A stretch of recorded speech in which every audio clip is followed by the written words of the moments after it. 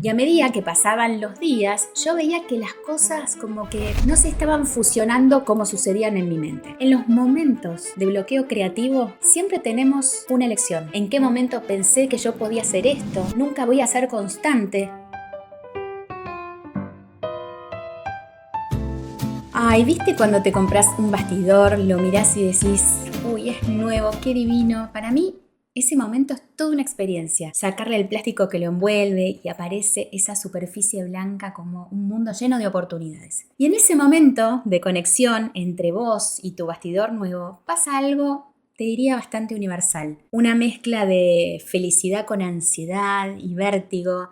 Esa pregunta silenciosa sobre cómo va a quedar o no. Lo que viene después de ese momento no siempre se vive igual, porque todos los procesos creativos los vamos encarando de diferente manera. A veces llegamos más inseguras, no sabemos muy bien qué pintar o por dónde empezar. A veces estamos más expectantes, otras veces, que es de lo que te quiero hablar hoy, llegamos súper confiadas, con esa sensación de, uy, la tengo re clara. Sé que este cuadro va a salir bien, porque todo lo que vengo pintando me está respaldando. Y por eso te quiero abrir las puertas a una historia personal de un cuadro que empecé desde ese lugar, desde que me puse la 10 y salí pintando con una confianza determinante. Tenía tanta seguridad de lo que iba a hacer que te digo que ni siquiera evalué margen para que algo saliera mal. Era un cuadrazo en mi mente que venía bocetando ya hace rato en el cuadernillo que tenía. Me parecía buenísima la idea y estaba convencida de que iba a ser un cuadro espectacular, que incluso podía dar inicio a una nueva serie. Además, como estaba pensando en grande, ojo, que quiero hacer un paréntesis, eso está bueno, no hay que achicarse. Pero como estaba pensando en grande, los materiales que iba a necesitar también tenían que acompañar ese proyecto mental, eran muy importantes. Acá quiero hacer una nota aparte de editora y contarles que yo soy una coleccionadora serial de papeles con diseño, porque me encanta hacer collage en mis obras, entonces tengo muchísima inversión de tiempo y dinero en los papeles que voy guardando. De hecho, muchas veces no los uso porque no sé si los voy a volver a conseguir. Y en muchos casos, las que han pintado al lado mío lo saben, guardo todos los retazos o los pedacitos que quedan de papeles en frasquitos o en sobres transparentes para usarlos en alguna oportunidad. Porque como bien me enseñó una querida profe mía, lo que no se ve no se usa. Bueno, dejemos al lado uno de mis talks y sigamos con este podcast. Te decía que estaba súper confiada y para darle vida a este proyecto necesitaba usar esos papeles. Además necesitaba usar hoja de oro y pinturas buenas, crayones, es decir, todo, incluso algunas cosas difíciles de conseguir y costoso. Pero en mi cabeza se veía tan fácil y tan divino ese resultado final. Además, en ese momento yo venía pintando con una racha de inspiración buenísima. Un cuadro atrás de otro que me encantaban, que se iban vendiendo también. Así que estaba bastante agrandada con este nuevo proyecto que tenía en mente. Entonces lo empiezo a componer, lo empiezo a pintar con mucha seguridad. Y a medida que pasaban los días, yo veía que las cosas como que no se estaban fusionando como sucedían en mi mente. Entonces, ¿qué hacía? Lo dejaba descansar, me iba del taller, volvía al día siguiente. Yo empujaba, insistía. Ay, mis conversaciones mentales internas eran intensas porque no me resignaba. Yo quería que fuera eso que tenía en la cabeza, pero no se estaba dando.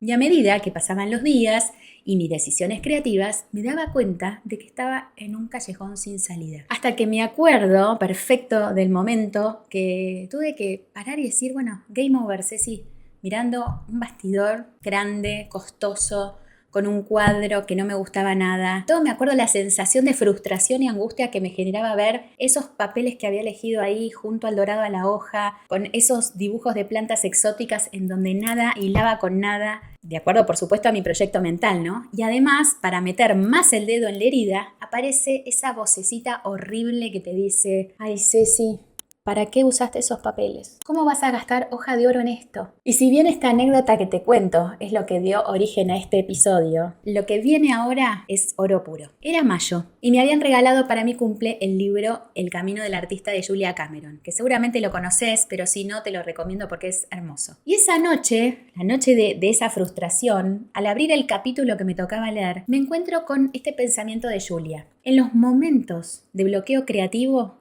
siempre tenemos una elección, o castigarnos o volver al trabajo.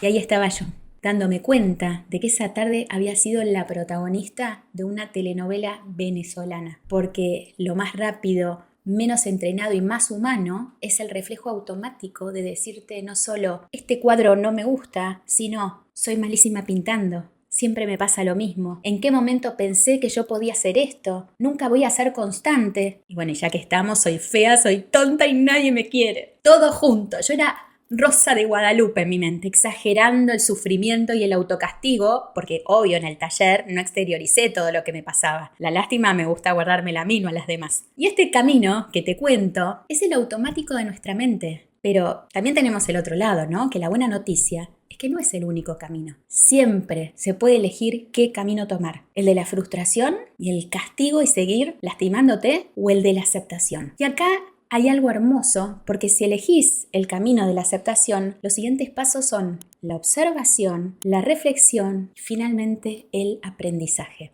Ahora, eso sí, para tomar este camino tenés algunos requerimientos. Según la neurociencia se requiere de algo más físico para frenar a conciencia. Necesitas primero darte cuenta que estás atravesando eso y entonces frenar, respirar, esperar y no actuar desde esa emoción primaria que te domina. Una vez que te calmás, Marta, te haces estas preguntas. ¿Qué me está mostrando este proceso? Y si podés lo anotás. ¿Qué aprendí? ¿Qué no quiero repetir? ¿Y qué sí me quiero llevar al próximo cuadro? Porque en ese momento en que estaba frente al cuadro, el problema ya había cambiado de enfoque. Ya no era el cuadro, sino qué iba a hacer yo con eso. Iba a seguir siendo la Rosa de Guadalupe que se castiga, que se vuelve más rígida, pero sobre todo más asustada. Porque atenti, es el miedo lo que sostiene toda esta telenovela.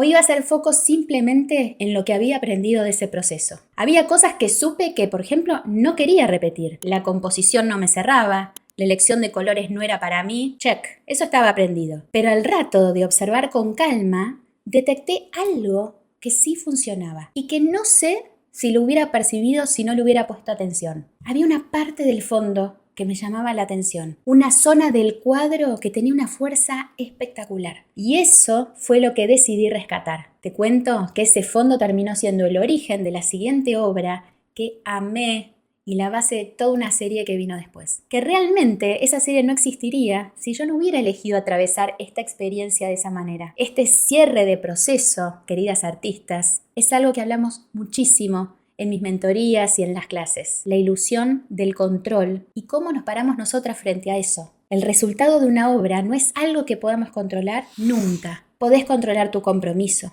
tu presencia, tu disposición a quedarte y cómo incorporar lo que atravesaste. Pero no podés controlar nunca si la obra va a salir como la imaginaste, si te va a gustar, si le va a gustar a otros. Y por eso este episodio no es solamente sobre arruinar un bastidor, es sobre arruinar esa fantasía de que podemos garantizar resultados. Lo único que sí está en tus manos es cómo te parás frente a lo que pasó, porque cada proceso te entrena en algo. Te entrena en castigarte o en observarte, en cerrarte o en ampliar la mirada, en frustrarte o en aprender.